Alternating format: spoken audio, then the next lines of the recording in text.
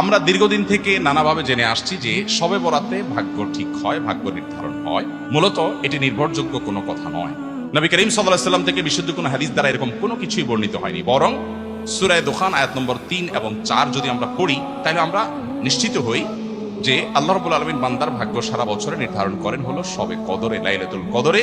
আল্লাহ সুবহানাহু ওয়া তাআলা ৩ নম্বর আয়াত সূরা দুখান, সেখানে আল্লাহ বলেছেন ইন্না আনজালনাহু ফি লাইলাতিন মুবারাকাতিন ইন্না কুন্না মুনদিরিন।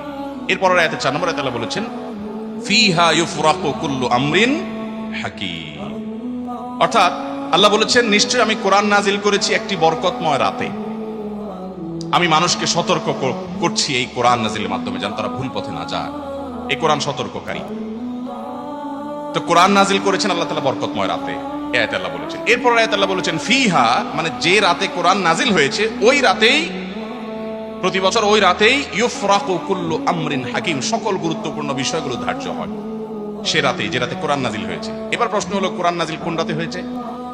লাইলাতুল কদরে। আল্লাহ বলেছেন ইন্না আনজালনাহু ফি লাইলাতিল, কোরআনের আরেক আয়াত বলছে লাইলাতুল কদরে কোরআন নাজিল হয়েছে। তাহলে আমরা জানলাম যে মানুষের ভাগ্য মূলত নির্ধারিত হয় লাইলাতুল কদরে।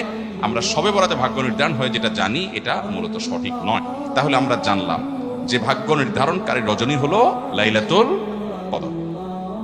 শবে বরাত এটি ভাগ্য নির্ধারণকারী রজনী, এ মর্মে একটি রেওয়ায়েত বা একাধিক রেওয়ায়েত পাওয়া যায়, কিন্তু সেগুলো কোনোভাবেই গ্রহণযোগ্যতার মানদণ্ডে উত্তীর্ণ নয়। এর বিপরীতে কোরআনের স্পষ্ট আয়াত রয়েছে এবং সংখ্যাগরিষ্ঠ মুফাসসির এবং কোরআন বিশ্লেষকদের মতামতগুলো রয়েছে যে লাইলাতুল কদরেই আমাদের সারা বছরের ভাগ্য নির্ধারণ